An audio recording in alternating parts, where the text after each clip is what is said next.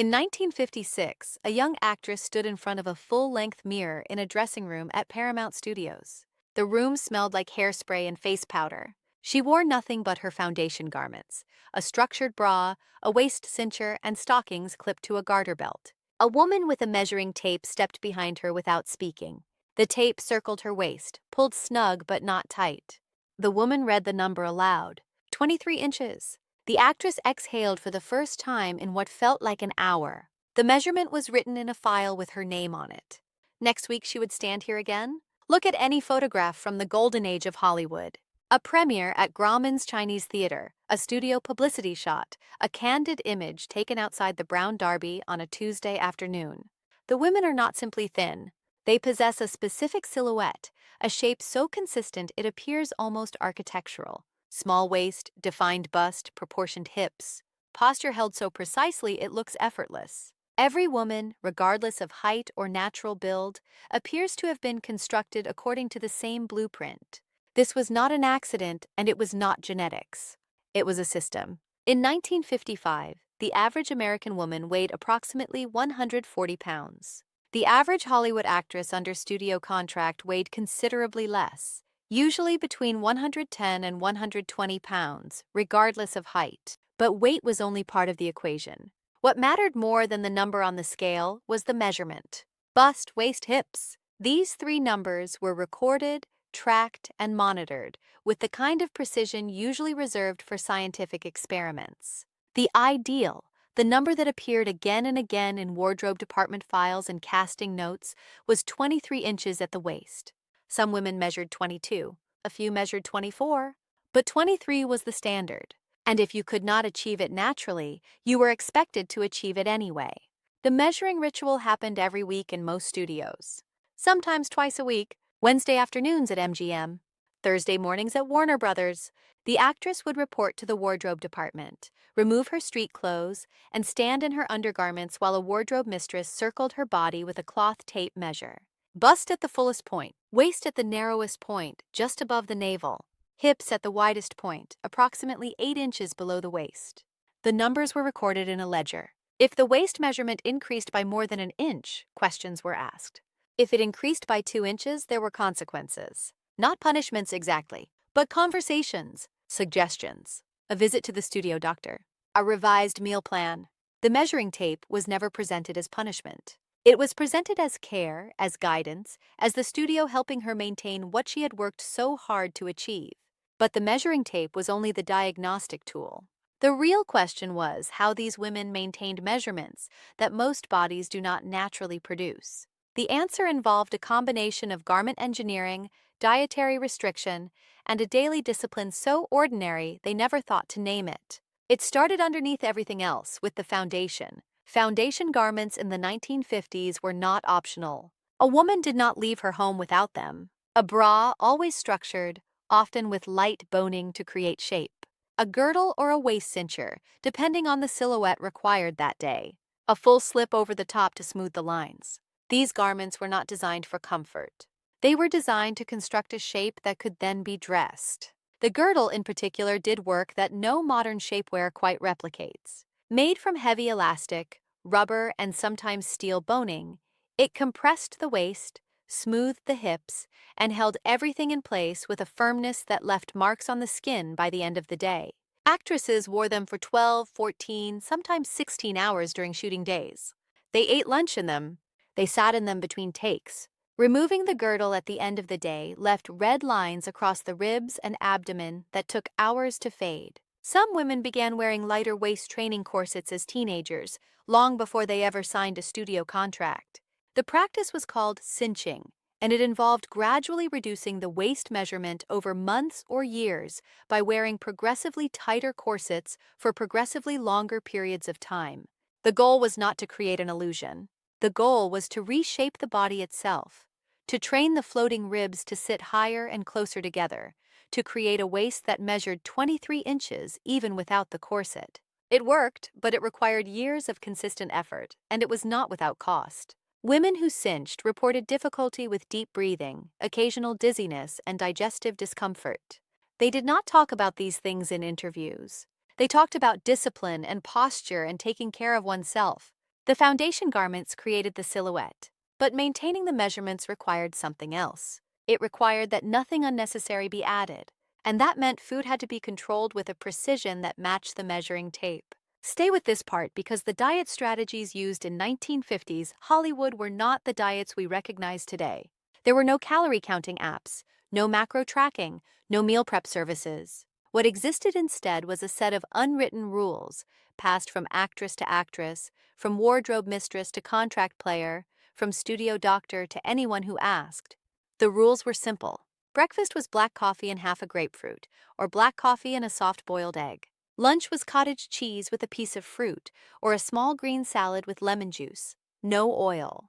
Dinner was a piece of lean protein, usually fish or chicken with steamed vegetables. No bread, no butter, no potatoes, no dessert unless it was a special occasion. Portions were small. The plate was never full. Hunger between meals was not considered a problem to solve. It was considered evidence that the system was working. Some women followed this structure for years without deviation.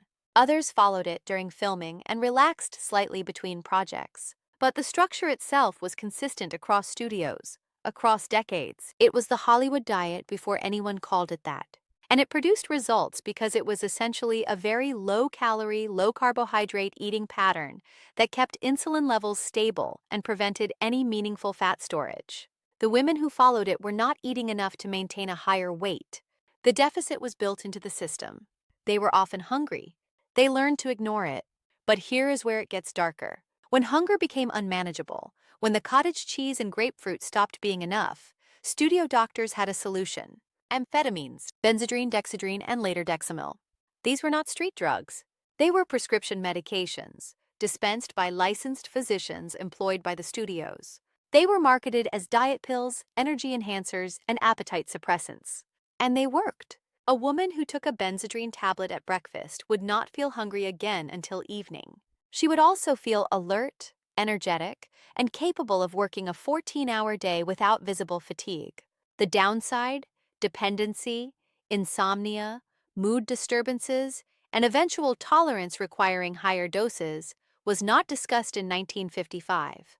It would not be openly discussed for another 15 years. By the late 1950s, it was estimated that a significant percentage of Hollywood actresses under 35 were taking some form of amphetamine on a regular basis. Not because they were addicted in the recreational sense, but because the demands of maintaining a 23-inch waist while working 60-hour weeks made the pills feel necessary. And because the studio doctors who prescribed them assured the women that this was normal, that everyone did it, that it was simply part of taking care of oneself in a demanding profession. Then there was the exercise, or rather the surprising lack of it. In 1955, the word exercise did not mean what it means today.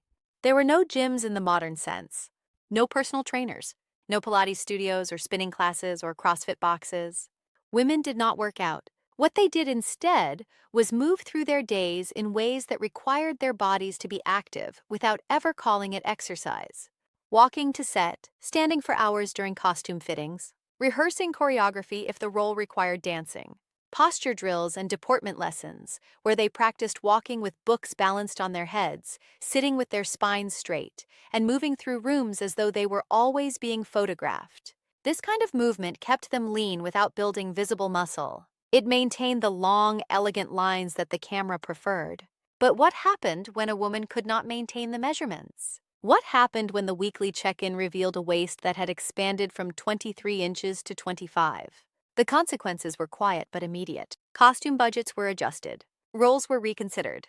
In some cases, the actress was placed on what was euphemistically called a health leave, which meant she was suspended without pay until the measurements returned to acceptable levels. The studio would issue a statement saying she was resting or recovering from exhaustion. She would return 6 weeks later, thinner, and no one would mention what had happened. The system worked because it was invisible. It was never presented as cruelty. It was presented as standards, professional standards, the same way a ballerina maintains turnout or a singer maintains pitch. The body was the instrument, and the instrument had to be maintained at a specific calibration. If you could not maintain it, someone else would. There were always other women waiting. What replaced this system is worth examining because the replacement did not make things easier. It made them louder, In the 1970s and 1980s, as the studio system dissolved and the amphetamine prescriptions became harder to obtain legally, the fitness industry arrived. Jane Fonda workout tapes, aerobic studios, the promise that you could achieve the same results through exercise instead of restriction. But the goal had not changed. The 23-inch waist was still the ideal, now rebranded as toned or fit instead of thin. The measuring tape was replaced with the scale, with body fat percentage, with before and after photographs. The girdle was replaced with Spanx. The amphetamines were replaced with diet pills sold over the counter, then with cleanses, then with intermittent fasting. The structure remained, only the language changed. The women who lived through the original system, the ones who stood in dressing rooms every Wednesday afternoon while someone measured their waists, did not talk about it much in later years. When they did, they spoke carefully. They would say things like, "We were expected to take care of ourselves," or, "The camera added 10 pounds, so we had to be mindful." They rarely said, "I was hungry all the time," or, "I took pills to make it through the day," or, "I wore a corset so tight I could barely breathe."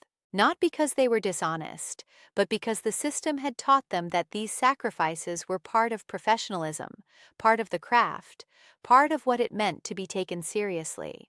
And the measurements themselves, the 23-inch waist that appeared in file after file, wardrobe card after wardrobe card, were they even realistic? For some women, yes. For others, no. But the standard did not adjust to accommodate natural variation. The body was expected to adjust to accommodate the standard.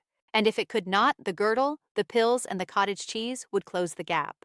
There is a photograph somewhere, a studio portrait from 1955. A young actress in a fitted dress, hands resting lightly at her sides, waist impossibly small, smile impossibly bright. On the back of the photograph, in pencil, someone has written her measurements. 36, 23, 36. The numbers are neat, precise, permanent. She is not thinking about what she ate that day, or what she will eat tomorrow, or how the girdle feels under the dress, or how many more years she can maintain this. She is thinking about the camera, about the light, about holding the smile until the photographer says he has it.